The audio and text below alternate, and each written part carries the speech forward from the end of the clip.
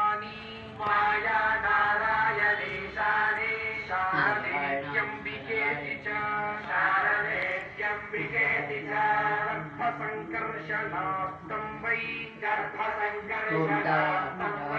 राहुसङ्कर्षणं भुवि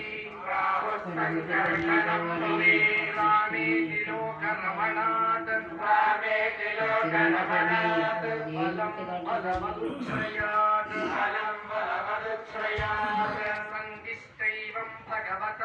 सन्दिष्टैवं भगवता अथेत्योमिति तद्वचः प्रतिगृह्य परिक्रम्य गाङ्गता तत्तथा करोत् गर्भे प्रणीते देवक्या